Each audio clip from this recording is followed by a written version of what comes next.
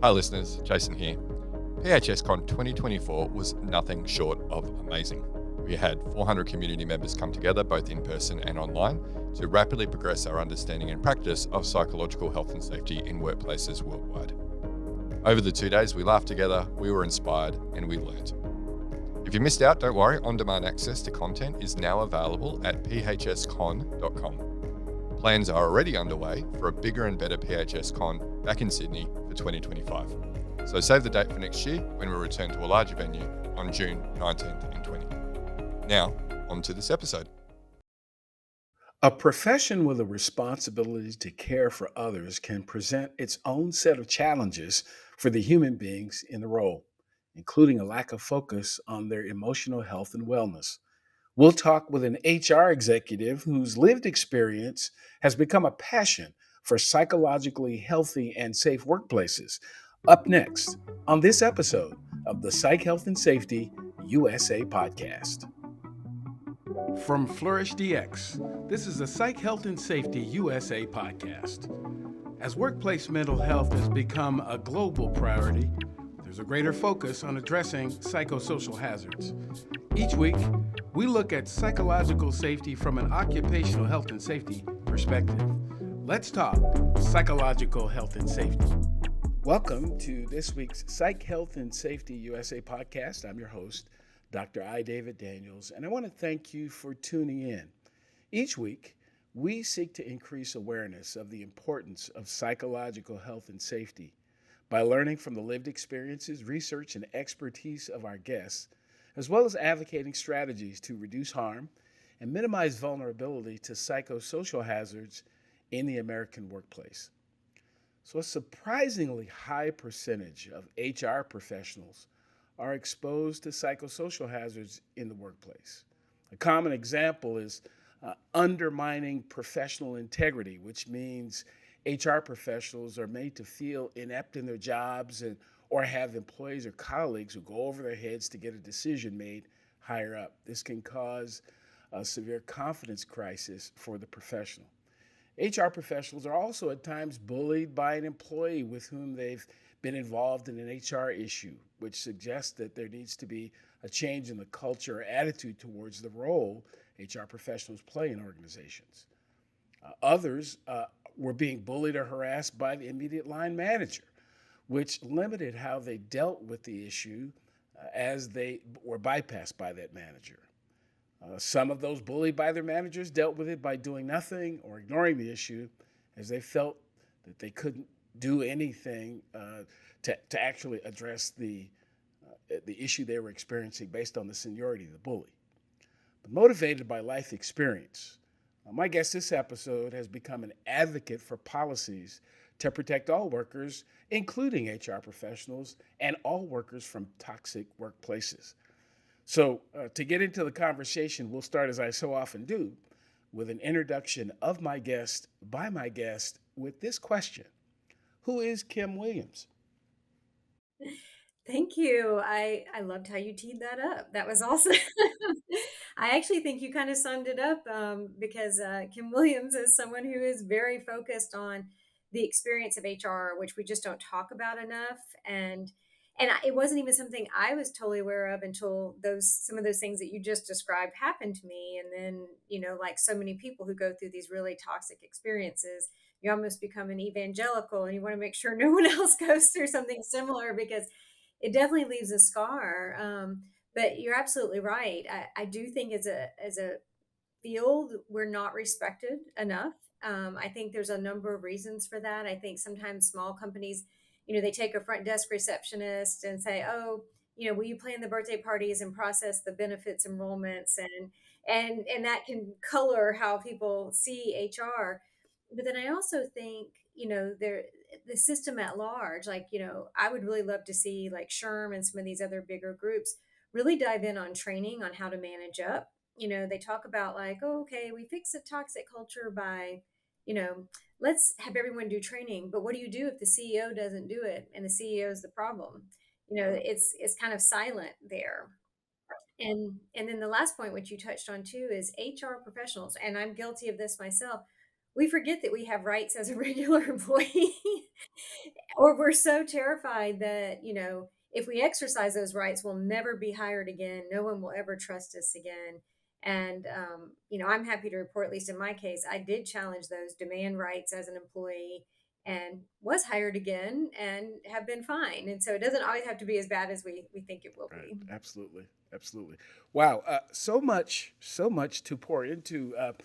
One other standard question I ask folks when they come on is, when you hear psychological health and safety, what does that mean to you? It's funny because you and I have talked about this before. And a lot of times my framing is so hideously simple of carrots and sticks, and and so like I live in this world where, partly because I come from the public sector, so I've dealt with very the egos, people who can't be fired, people who that you don't have these levers that you can kind of pull. And so I've dealt with plenty of bullies that might recognize those words, probably like terms like psychological safety. It feels less threatening. It feels less about them. But in my philosophy, while I think that's beautiful and I think that's wonderful, I'm really big on scary legislation that will ruin someone's careers if they don't do better. Which probably doesn't sound like a very psychologically safe thing for those folks. So, but I think the two should complement each other. I think it's really important that we are, pulling in experts like yourself, to say, here are the positive ways that we can shape an environment and really help people. But there's got to be an accountability piece, and that can be really tough for folks and get really uncomfortable. But they belong together in my book. Eh, So. Absolutely. Absolutely. Tell me a little bit about how your interest in human resources was sparked in the first place. I mean, of all the things that people do, I don't know that folks look over into the crib and say, "Oh, they're going to be a wonderful HR professional someday." So, what's your story? How did you become interested? Yeah, it was funny. I kind of landed in it by accident. I was actually a history professor for 7 years. Loved, telling stories and getting folks excited about a subject that they weren't very excited with to begin with. And then after a while, I started working with diplomats in some of these programs. And so my master's degree is actually in underwater archaeology. I kind of kept one foot in archaeology. For anyone out there considering that as a career, it's not a career; it's an expensive hobby. So, it was really interesting. Couple of years working in it, and actually, it was through that I began to meet diplomats who were kind of out in the world. I traveled a lot internationally, and so as I was coming across these folks, they're like, "You should consider the Foreign Service." And that's where I learned that the Foreign Service exam is really just a history test, which is probably why so many people fail it. And so I was like, okay, I didn't tell a soul that I took the test because it would have been very embarrassing for me if I had done poorly. And did well, was invited to interview, got into the Foreign Service. And I was like, look, I'm good at lecturing and, educational and cultural programs. Like, this is my wheelhouse. And so I had actually joined to become a public diplomacy officer. But a little bit like the military, when you first start your career as a diplomat, you're directed. You don't get to choose your career. They kind of assign you for the first few tours. And so early on, they assigned me as a management officer, and I was terror stricken. I was like, I'm a liberal arts major. Like, you can't do this to me. And I was so nervous. And they're like, you're going to take over for HR. And so I report to the office, and I'm like, what's going to happen? And I get this phone call, and it was my very first phone call, very first day. And this guy who sounded like, the creepy guy from Silence of the Lambs. And he was like, hello, Kimberly. You're not finding me meaningful work, Kimberly. And I like hung up with him and called my boss. And I'm like, what's happening? He's like, oh, he's trying to sue you. And I'm like, what? So it turned out that this guy had been in big trouble, had broken a law, was at home, with what is it, the device around he was like on house arrest. And because he still had to be processed out of the system, he had lost his security clearance, but he wouldn't be able to get promoted if I didn't find him meaningful work. And so I was like, this is awesome. I had gone from this place where I would lecture in front of 2,000 people, have no emotional connection to anyone, to like really in this like high drama, very complicated, very messy space. And I just fell in love with it and never looked back. So, Okay. I can't say I've heard that kind of story on the first day of work. So, wow, wow. Hannibal Lecter, I think, is the guy you're talking about. yes, that's who he sounded Clarice. like.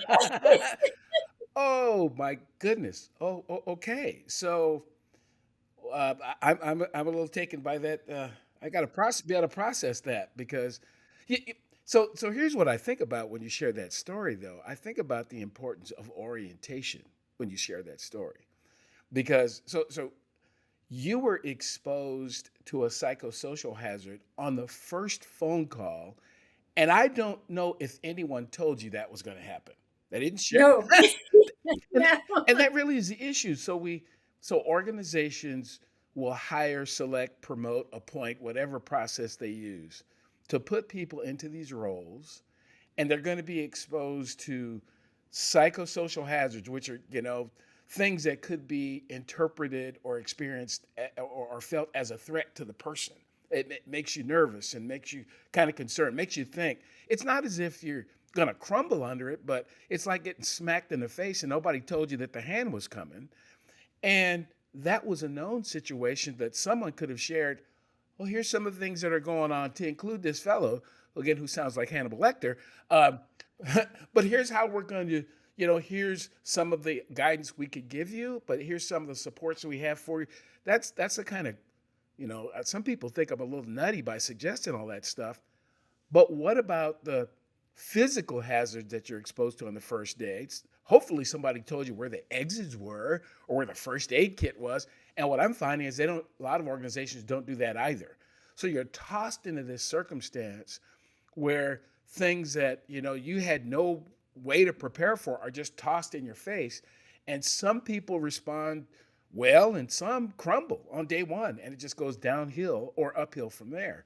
So wow, I'm going to have to continue to think about that one. But so this experience turns into was it a full-time HR role or a significant portion of your work was HR related? Yeah, no, that became full time, and I didn't want to go back. I mean, you're absolutely right. There's plenty of other people who wouldn't like that, and I think if I didn't have the history I had, I mean, I mean, he was, like this was like, oh, they're going to sue you. Like I'm personally liable for this guy's set of circumstances in a way that, didn't feel fair. I didn't arrest him. I didn't commit whatever crime he had committed.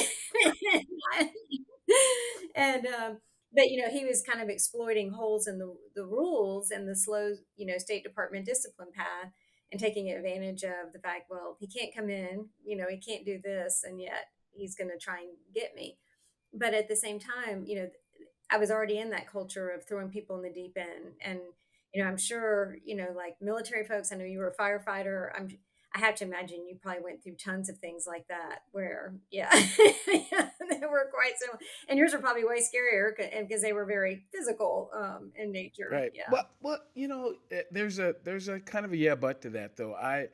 When I have conversations about the fire rescue career, they did an excellent job preparing me to go into buildings on fire. That part. Oh boy, you knew exactly. As a matter of fact, it was fun. I'll share. There is nothing like it. Nothing like the adrenaline rush of crawling down a hallway with, flames going over your head. But what they didn't prepare us for is the emotional and mental stuff that goes on. Nobody tells you that. So I it took a while before I went to my first real fire. It took like 3 shifts before I saw somebody die in front of me. And that's the kind of thing that at the time, there is more conversation now about, again, emotional and mental health, but there was none then, and you just deal with it. I'm a 21-year-old kid who's never seen anybody die before. I've been to a funeral or two, but they already died. I mean, literally watching someone take their last breath is a bit traumatic when you're not prepared for it. And that connects back to the conversation that we're having is that we, well, as employers or appointing authorities or whatever you want to call them, somebody decides to expose you to that. And generally I go along with it because I'm new. I don't, I took the job. Hopefully I read the job description. That's a whole nother conversation about horrific how horrific the job descriptions are. And I think I may have mentioned this before, but my graduate degree is in HR. I've never been a practitioner, but I'm certainly, I know how to write a job description, all that type of thing. And I've said this before, I have issues with these job descriptions that say other duties to be assigned later, and this kind of nebulous out there. No, no, no, no, no, no, no, no. How about a category of things, maybe, or something like that? But and it gives the organization the opportunity to just make stuff up and expose you to things that you're just not prepared for. I'm not suggesting at all that I wouldn't do it, but I just need a little time to go. I need some training, some orientation, something to get me ready for what I'm getting ready to be exposed to. No, and I think even worse than that, because I've seen a lot of those for, police department, fire department, having worked in public organizations that hire those kinds of folks, it will have, must be able to lift 80 pounds. Like it will list physical things, but to your point, it won't talk about like the other psychological risks. Absolutely. Now, I attribute a lot of that to a lot of these things were developed for and by dudes who are really focused on the physical stuff, but don't seem to recognize that our mind and our body are connected, and connected for very good reason. And when you try to separate the two, one of them is going to suffer, and ultimately they both will suffer in the long run because they're just connected. No one experiences physical harm without first experiencing psychosocial harm. And what we've taught each other in our society is ignore the psychosocial stuff, ignore how you're feeling, push through it, whatever. And then when my back's out or my knees, doesn't work anymore, my bad shoulder or whatever it is, or some other type of physical thing pops up, then we get interested, and sometimes it's a little late when we do that. So um, share with me for those, because we're kind of having a little bit of a HR insider conversation here, but what about people outside of HR? What could you share with folks who they've never really been in HR? They have these ideas they have about it. Share something that folks outside of HR might not know in terms of what it feels like emotionally. Yeah, I love that question because I'm on so many threads and so many like closed conversations with HR professionals that really do take a beating. There's a lot of punching down in HR. And a lot of them are trying to advocate, and a lot of them are in a lot of pain because they see things that are wrong and they're trying to figure out how to go against something. I also find that like if you're unhappy with how your HR shop is functioning, it's a direct reflection of your CEO. It's a direct reflection of the top. If someone is weak or not functioning, well, they were hired by somebody, and so it's either that someone thinks that role, if that's all they can do, they don't understand what the potential is of that role, or they want it that way. They don't want someone who will challenge them, and they like that kind of top down environment. And if you have a toxic culture, you always have to look at the top. I've never seen a situation where you can't separate that. And so if you've got a top person who is bullying others, they're probably also bullying HR. And there's this power dynamic there, which makes it, HR is having to manage up and say, hey boss, you're doing X, you're doing Y. These are I want you to pass a policy that will hold you accountable. and and those can, those aren't always easy sales. But I think that's why I spend a lot of time too trying to help HR fill in those training gaps to figure out how to overcome their own fear, same fear other people, may be experiencing in those moments when their job is directly threatened for engaging in those conversations, how to baby step into it, how to protect themselves, how to do all these other things. And then by extension, to also help regular, any other type of employee do the same thing so that they have an HR person who in their heart wants to do the right thing, but isn't equipped. They can actually further that process by, like say you come to me and I'm in HR and you're like, hey, HR lady, I'm looking at this Tulsa lawsuit. This is the exact same set of circumstances as what I have, and they just sued for 130 million. Is this the route I need to go? So now, when I go to my boss and say, "Hey, we have a complaint," or "We have a complaint that could be ruinous," you've now equipped me to do something that lets the HR person say, I'm here to help you, boss. Like, this is a real issue. Let's try and tackle that versus please just do the right thing. And so the more informed everyone is about the leverage that they have, the rights that they have, I think the safer everyone is. Do you need more psych health and safety in your life? Then head over to the Flourish DX Academy for several free on-demand e-learning courses.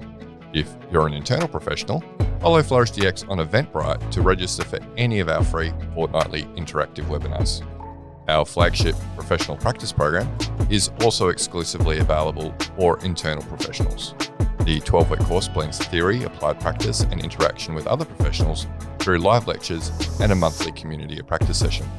Find out more about all these learning opportunities or inquire about a bespoke in-house training at the Flourish DX Academy.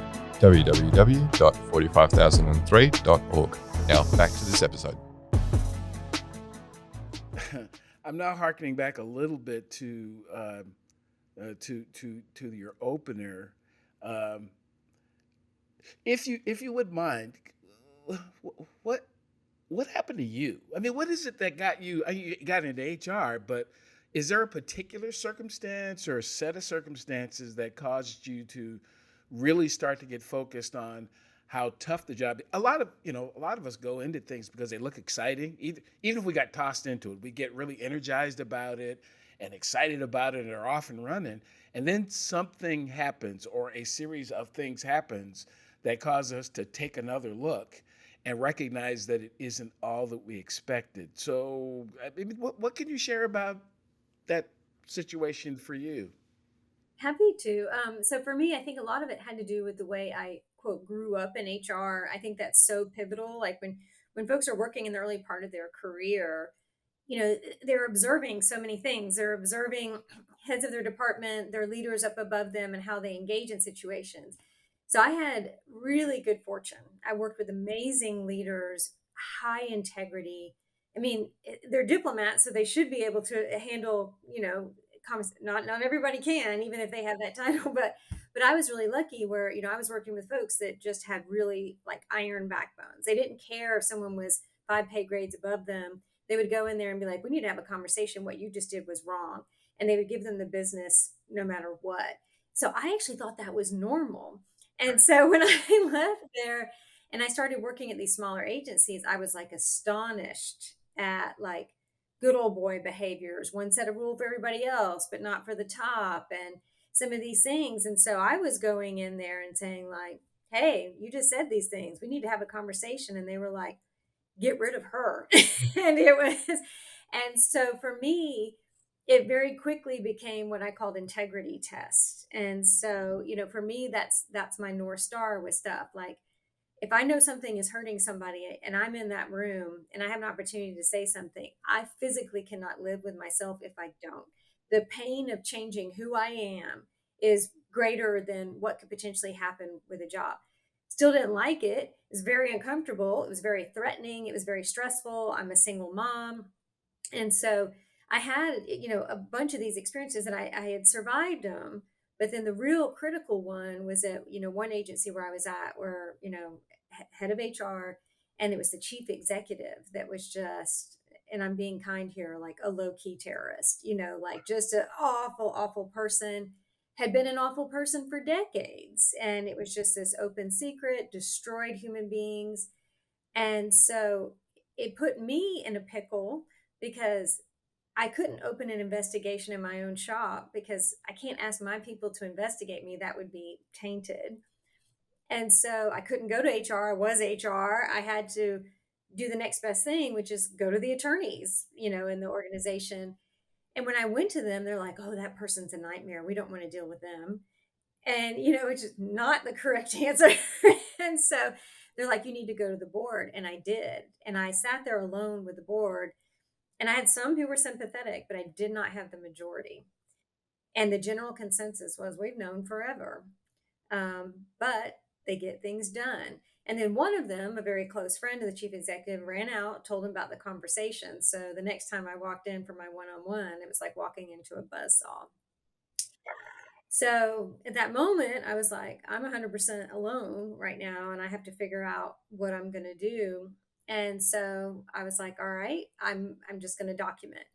And so I ended up, and I always talk about this because I think it's so important to not have any shame around it. I was scared out of my mind, to be clear. I was new on a job. I was like, this is going to leave a black mark on my resume. I don't know if I'm going to find anything. I'm a single mom. Like, it felt life threatening. So I always like to put that out there because I know that that's real for people.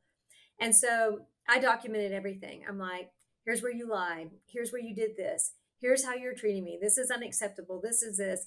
And it was like this 5-page memo of everything, where there had been violations in our own policy, everything else.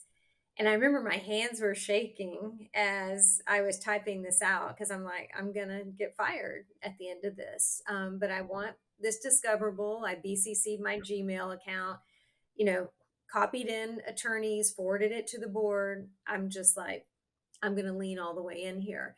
And I remember being so afraid in that moment that I finished the draft, saved it as a draft, ran to my car. And as I was pulling out of the parking lot, I hit send in my Outlook. So like I was literally running away when I did it. But I was like, whatever, this is how I could get it out. And so I came back the next day and no one said a word. No one ever said a word.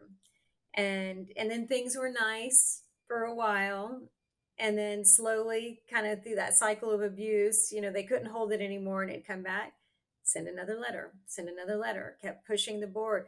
And so basically I walked along this process of, I'm just going to run this investigation on my own as best as I can figure out. I'm going to document it. I'm going to try and scrub my own. I'm not, get my emotions out of it, cut all that out, just the facts, ma'am, with simple statements. Here's where you violate the policy. Here's where you violate, federal law. Here's where I am entitled to a timely investigation when I ask for it.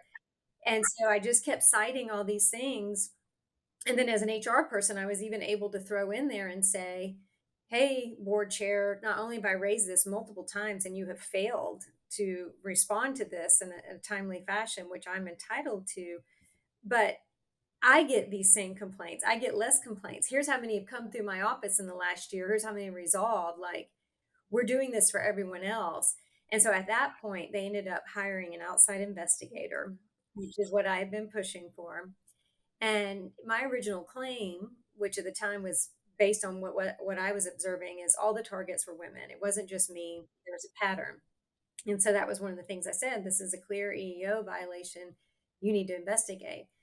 My best guess, because as a complainant, I wasn't privy to all that, I'm pretty sure a man came forward. And so my complaint, it was no longer an EEO violation. It was no longer based on protected characteristics. And so at the end of everything, I got a letter sustaining allegations of abuse. Those exact words were in there. And they said, but, no harm, no foul. We didn't break our policy.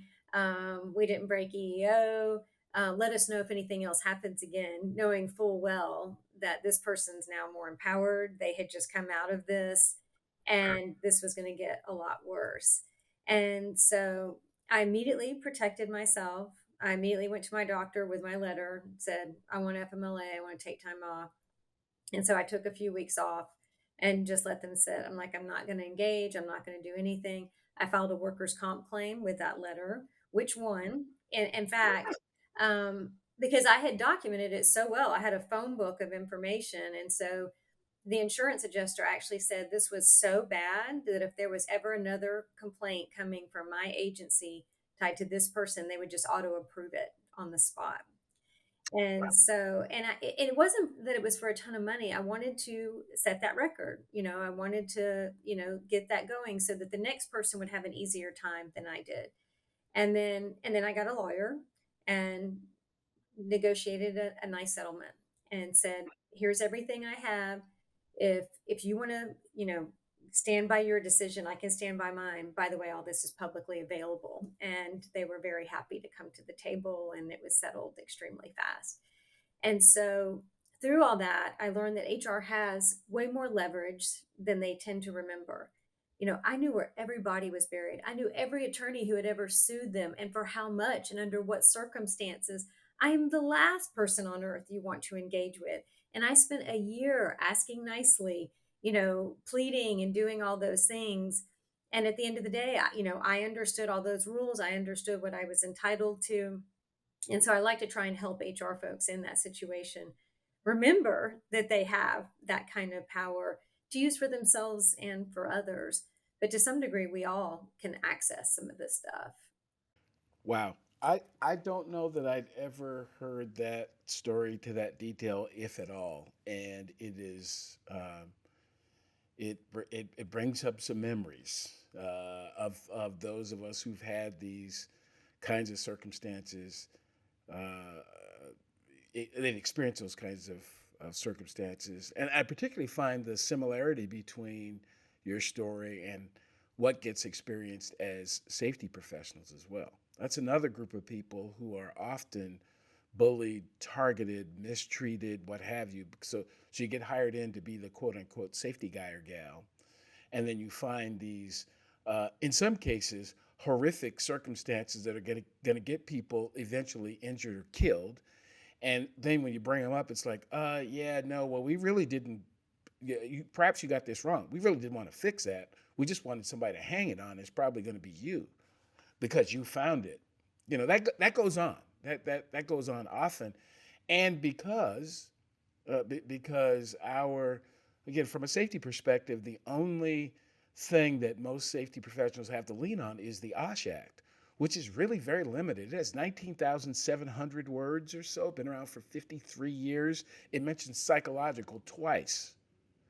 So it is built to protect people from physical things. And in some cases, it doesn't do a great job of that either. It just doesn't, because we just haven't built the infrastructure to really. Doing some research, and I may be a little bit off on these numbers, but the Securities and Exchange Commission has like 4,500 people to oversee and make sure that our security system is safe and all that type of thing. OSHA has 1,800. So, and I think big employers know that. I mean, you're not going to get, unless there's a big complaint, they don't have the time to come around and check all that stuff. And then for those of us who are in state and local government, who aren't even covered by it. So there's this whole incentive structure for people to continue to do these really ridiculous things that are ultimately, they get settled in a bunch of lawsuits. But again, but to your point, particularly when we're talking about public entities, that's taxpayer money that's going to pay off, that could be used for all kinds of other services. It's going to pay off lawyers and settlements and that type of thing. And often the person who is the perpetrator is also the victim of, because became that way for a reason. Somebody abused and misused them and treated them like trash. So they got their opportunity to get in a position to do it to somebody else, and they did. And the other thing I'll say, while I'm on a rant here, is but this is also, in my view, about the organization and the culture that allows it. Who hired that person? Who put that person in that position to have influence over so many people? And then, well, because they make money, it's okay. No, you're right, and then never held them accountable, and so it's about fear and a lack of courage all over the place, and so, yeah, you've got, heads of business that are afraid to lose a valuable employee, so they look the other way, knowing something's bad because they don't wanna take the hit financially, and then you've got, employees that through, a billion data points to confirm that they won't be protected, everyone has horror stories or knows people who spoke out and it didn't end well, and so they're silenced and just suffer quietly there too. And every time someone says something out loud, it's such a brave act, and more and more people are doing it. I mean, just yesterday, yeah, like the, Miss America, Miss Teen USA, I was like, good for you, like every time someone steps forward like that, that's so huge in terms of breaking down that silence that hurts millions. Yeah, it makes me think of it. I have a couple other curiosities as we, start to put the brakes on a little bit. But I think of Dr. King's letter from the Birmingham jail when he talks about the fact that it's not just what the dastardly bad people are doing, but it's the appalling silence of the good people that's often the issue. And as people of goodwill, people who see that something is wrong, people who take the integrity test and actually pass it, speak up. That's what really gives me courage, encouragement, I should say, that this is changing. It's going to get better because fewer and fewer and fewer people are willing to take the abuse that some people want to pass out. At least I heard from our good friend Torrance Monet suggests that, only about 4% of the leaders are creating, a good percentage of the damage anyway. So I think we've got them numbers wise, but we just have to continue to keep the foot on the gas pedal and continue to speak out about circumstances and situations that just aren't effective. And what I'm finding is to be able to do that too, and me not be I'm not angry about it. I'm not. I don't have anything against that behavior. Is just not effective. That's all. And it's not effective. It's not ever going to be effective. And I know you're probably, a little damaged yourself. I get it. Uh, but we're going to have to help create a scenario where you're not exposed to other people while you're getting help.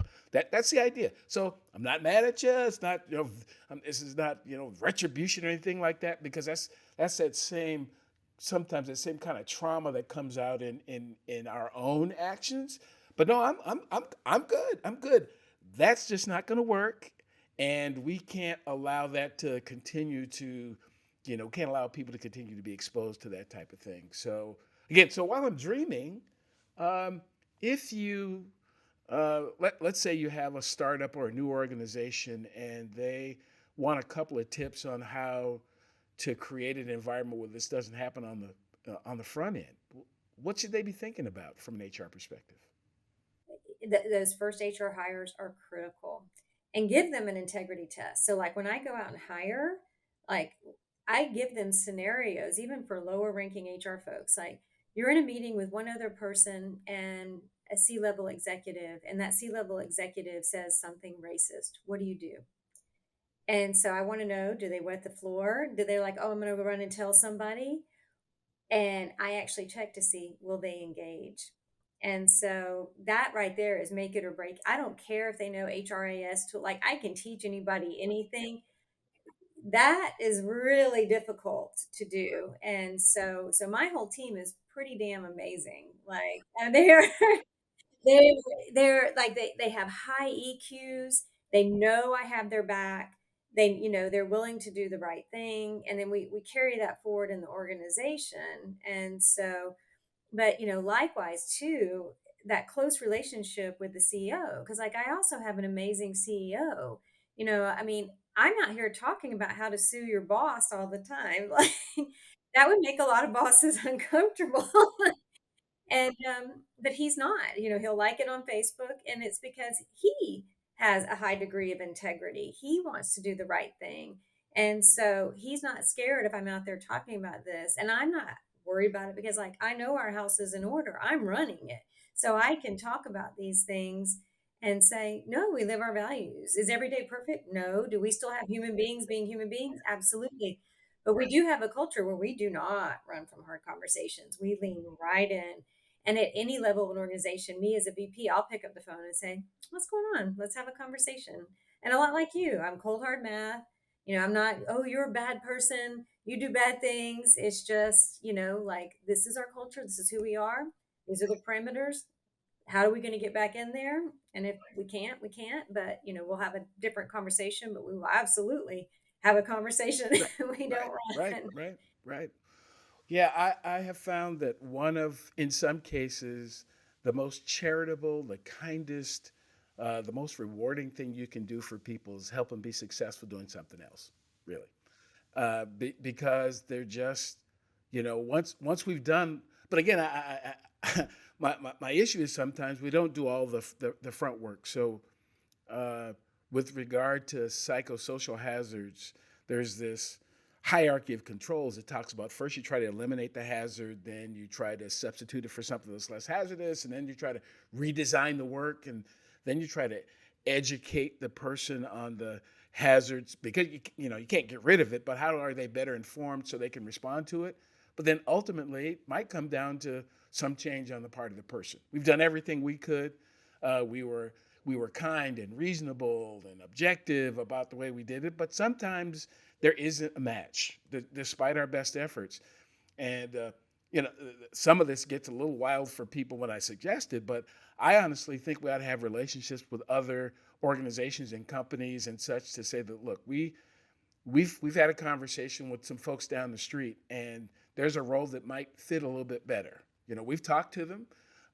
They're certainly willing. They have a couple of steps you'd have to take, but we've tried to grease the skids for you, so to speak.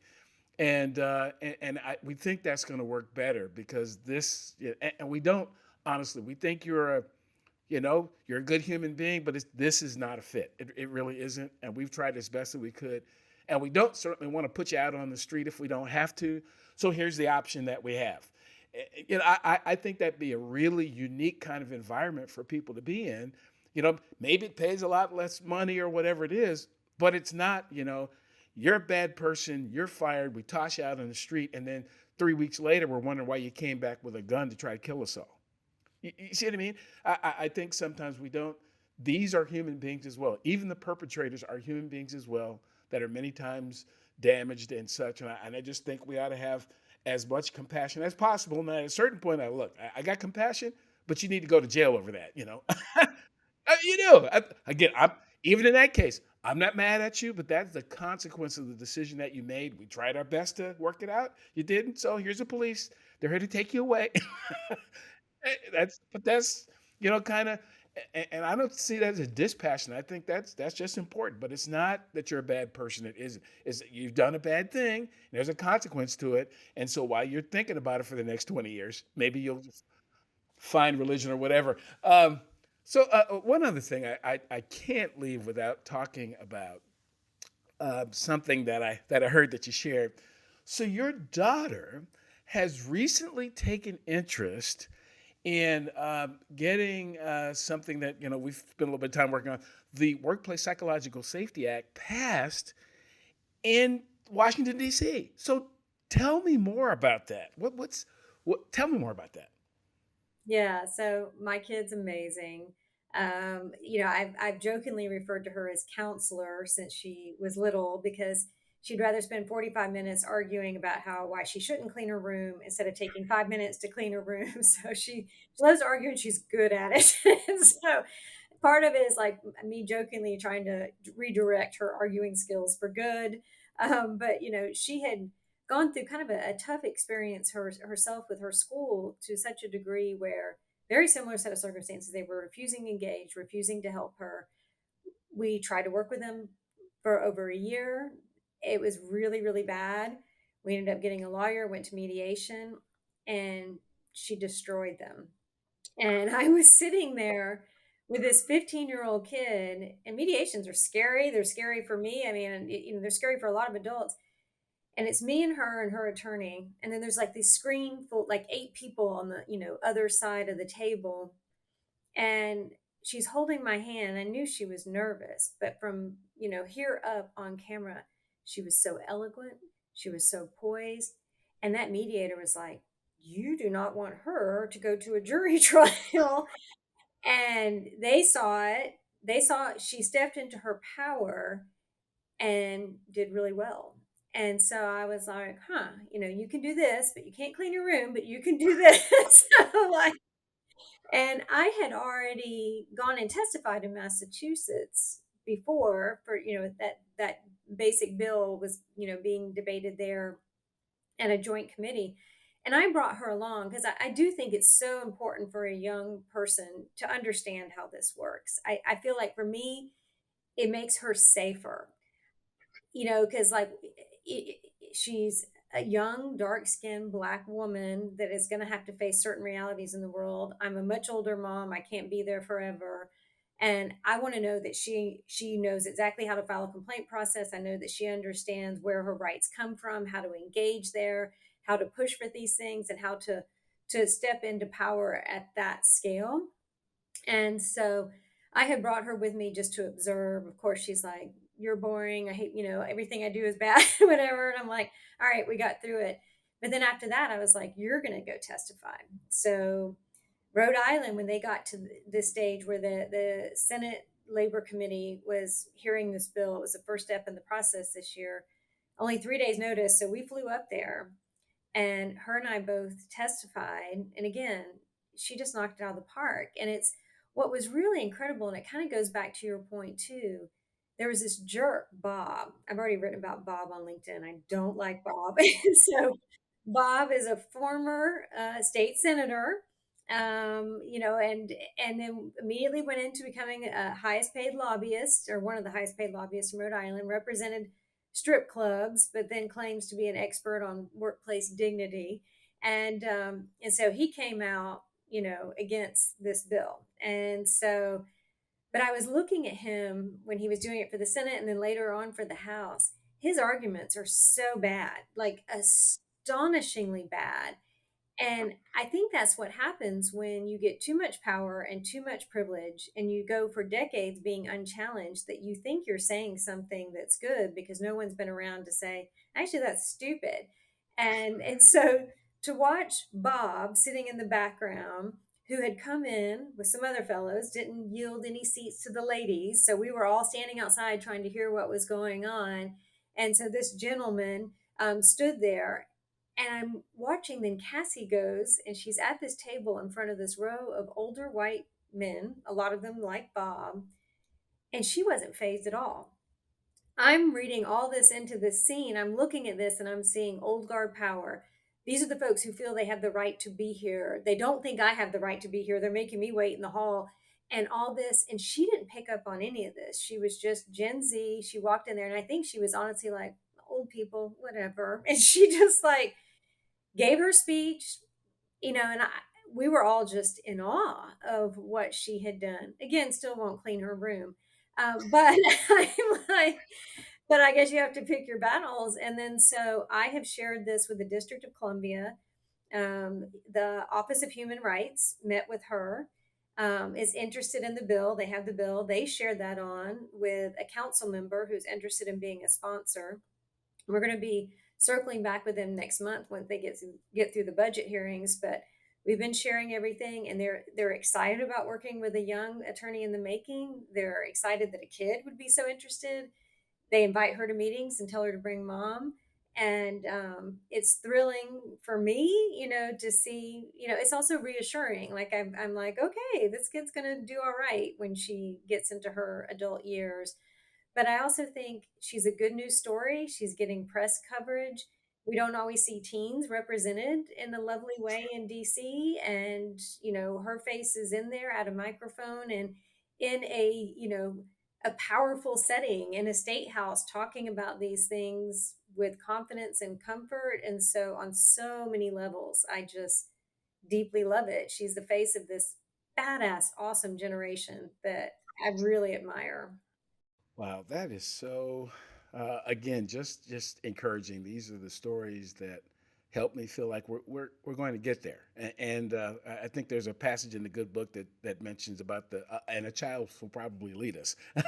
That I'm really encouraged that this generation Gen Z and even the Gen Alphas, as they get their voice, will come into a world where it's normal to stand up for what you believe. It's normal to go into a workplace and not have to worry about if I think there's still going to be people who will miss it, who are going to have a bad day, say something that potentially harms someone else. I don't think that will ever stop, but at the very least there would be system to be able to hold those folks accountable, and to repair some of the damage that these folks create. I mean, some of it is just about being human, but we're not really, I think we've gotten better at not having people go out in front of a building and duel each other, for example. Right, yeah, Yeah, we have made some we've made a little progress. bit of progress. At least the the incidents of hanging people from trees and a lot of that stuff has gotten better. It's taken hundreds of years to get there, and I think this is another one. I think it's going to get better. I really do, and it's going to take, again, folks like your daughter and yourself and the folks behind the Workplace Psychological Safety Act and just other advocates out there. This is what's going to make quite a difference. So thank you so much for the conversation and for the wisdom in your words. Hopefully, there are some HR folks and other folks out there who have heard what you've had to say, and it causes them to think that maybe it might get better. Is there a way is there a possibility if folks wanted to follow up with you later? Is there a way to be able to do that to have more conversations around these kind of topics? Oh, absolutely. Yeah. I'm pretty active on LinkedIn. And so it's just LinkedIn, Kimberly-E-Williams. So I'm pretty easy to find with Walker Advertising. And I get DMs all the time from people asking for help. We've started partnering with legal resources. So, I've added like a link to my page even where you can get help with attorneys. There's lots of ways that we can point people to resources if they're really struggling with this. So yeah, like I said, when you've been there, you know how terrible it is. I'm always happy to try and make time for someone and hopefully point them towards somebody who can really help them in their area. Absolutely. Well, Kim, thanks very much. Thanks very much. This is just wonderful. If you're watching this episode on the Flourish DX YouTube page, please do like, subscribe, and share the episode with your friends. If you're watching or listening to the podcast for the first time, welcome. I hope something that you've heard will bring you back in the future. Previous episodes of the podcast can be found at psychhealthandsafetyusa.com. Please do join us, become a part of the Psych Health and Safety USA movement by connecting to us on LinkedIn. And we'll certainly see you next time. And look forward to the next conversation on the Psych Health and Safety USA podcast. Thanks very much.